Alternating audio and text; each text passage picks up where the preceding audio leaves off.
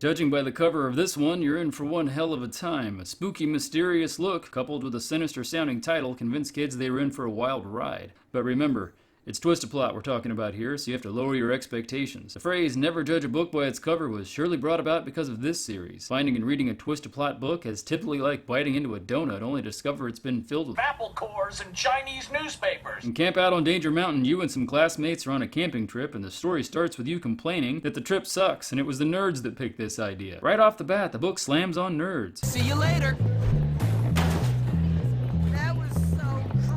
Funny how Scholastic missed the mark with Twistaplot. There were plenty of geeky, nerdy kids reading these, and this book cuts those people down as losers right from the get-go. So there you are, sitting around a campfire, wishing you were at home, playing Zapman, whatever the hell that is. Let's introduce the cast of characters. Ronnie Newberger smuggled a radio with him and is rocking out to some hidden headphones under a hat. What a rebel. The book actually says, trust Ronnie to bring civilization to the boondocks. Good grief, this writing is corny as hell already. Maria Dussel announces a tall tale contest and mentions hers is about Chief Sitting Elk that lived on Danger Mountain 200 years ago. Leslie Mayhew, who knows, probably some girl the author used to know, probably related to Badger. Dude, you are so historically retarded. JJ, I have no idea, but I love imagining that it's Jimmy Walker. Jackie, another throwaway character with no development. Mr. Marks, the biology teacher and dipshit bird chaser. Ronnie announces that the radio just informed listeners that there are bank robbers on Danger Mountain. I suppose you can't have a dangerous mountain without bank robbers on it. I would think the danger in the title would be something more sinister than that, but whatever. This story is off to a ridiculous start. Mr. Marks goes off to use a CB radio to let the authorities know you're in the area as well. You hear a noise and now you have to decide what it must be and how you will react. Ooh, Twistaplot action. You could haul ass, stay with Maria, and continue the tall tale contest, or go with Leslie to see if Mr. Marks needs help. So basically, this small, short book runs on 3 main branches, it would seem. Surprise, motherfucker. Opting to stay with Maria and listen to the tall tale results in the book scolding you for having no sense of adventure and tells you to go back and choose again. These types of things in these books were always annoying to me. It was funny the first time I saw a writer do it, but it became a recurring crutch in this genre and in some series more than others. If you choose to get the hell out of there, you take off with Ronnie and JJ and you go on an adventure where branches mysteriously slap you in the face. You can choose to find out who or what is doing it or decide you're better off not knowing, but if you decide the latter, get ready for another scolding and being told to go back and choose the other path, you little pussy. There's also a mysterious voice above yelling this way. Could be a parrot or a witch. Well, if you find a witch, get ready for some seriously absurd shit. A witch with telekinesis who floats you and JJ into the air, where you see bank robbers and police heading towards your campsite. Also, the illustrations in this book look like they were done by the kids who were reading these things. A drunken, shaking old geezer with an imminent case of explosive lactose intolerance could have drawn cleaner lines. Check out the witch. Class act illustration here. The witch can foil the bank robbers, but she seems to have a fragile ego. You have to thread her personality disorder carefully, so that's lovely. You might end up heading back to the witch's house with her, and here's where the story really goes off the deep end, as if it hadn't already, but hold on to your butt. She turns out to be a serious technology nerd and has a mainframe computer that she built herself from how-to books and mail-order catalogs. She points out that she makes her own chips as well. Apparently, somewhere in her house on the mountain is an Intel fabrication plant. However, she has a mysterious red door she doesn't want you going through. What's behind that red door? Nothing. Of course, you open it and find out it's loaded with all kinds of typical witch stuff. Cauldron, jars, animal parts, powders, whatever. You cry out that she's a phony. That's right. You're a big fat phony! And she cries that she's just trying to modernize her witchcraft, but she just can't get the computer to work. You helpfully point out that JJ is a computer whiz. And he looks it over. JJ asks where the power button is, and she replies, what's the power button? Turns out she didn't have it turned on.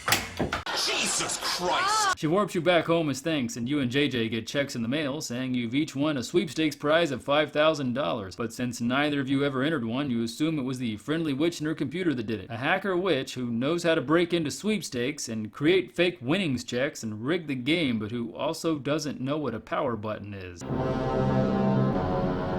Or you could have decided previously not to follow the mysterious voice saying, this way. If you opted for that path, you find a cave in the mountain. At this juncture, you get surrounded by people with bows and arrows. I chose to jump in the creek to get away, and the book helpfully lets me know that JJ, amidst the danger, stops to check if his waterproof bag has the zipper closed first because he's carrying his fucking comic book collection around with him. In parentheses, we're told that JJ has a weird side. Okay. Lost in the stream, you eventually find a Big Mac wrapper that must mean freedom because how did he get here if you're not near the exit? Well, trash trash can actually float on water for miles and miles. The Pacific Ocean has a patch of garbage, and if I was lost and I found that, I wouldn't assume civilization must be nearby. I'd assume humans are idiots when it comes to garbage. And then the book starts to basically say the same thing. So every time I think I've read something incredibly dumb, the book does point it out as well, so I guess it gets points there. Also around this part, the book mentions that the people with the bows and arrows are the bank robbers. I'm going to assume they robbed the bank with arrows. Why not? Makes about as much sense as anything else. But then you find out they're not the bank robbers, they're actually anthropologists. Why they are toting around bows and arrows still makes no rational sense, really. What the hell am I reading? Answer. I'm now reading a ghost story about a pissed off Indian chief. The mountain is apparently haunted. The book asks if you believe the ghost story. If you say yes, you get scolded for being a rube and told to go back and make the rational choice. Boy, that joke never gets old.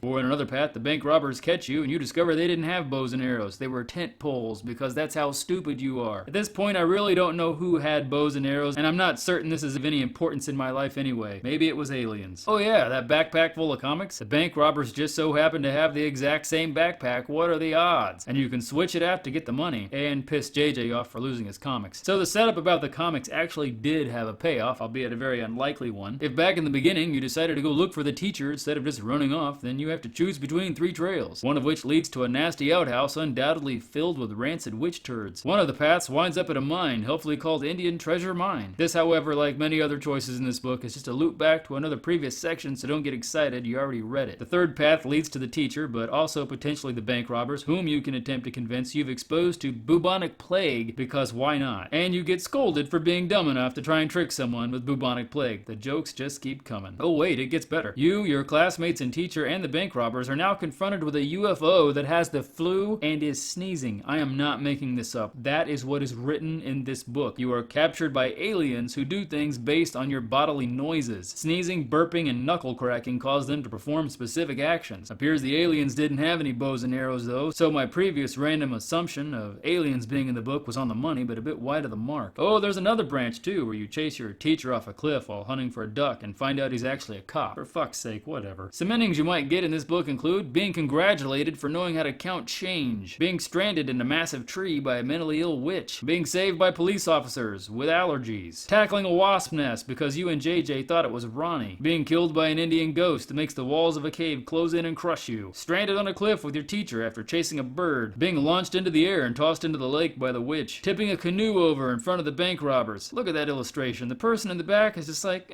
whatever. Killed by a snake, hit by lightning, trapped in a stream inside a cave forever. The writing in this book is ridiculous. The cover gives the air of excitement and mystery, but the story is all awful attempts at humor, kinda like this video channel. And the artwork, it appears to be drawn by a paralytic chimpanzee. When I saw this guy, I was worried. Contrary to what you're thinking, this is actually a bank robber. You're not actually about to receive a colonoscopy. And what does the witch do on her homemade computer anyway? Looks like something to do with the stock market. Twistaplot books were sort of like Atari video game cartridges. The box art got you excited, and then you dug into it and realized you were just a box chasing another box while shooting boxes at each other. This is probably the worst Twistaplot book I've ever read, but I bet if I read another I'll change my mind. Until I torture myself again.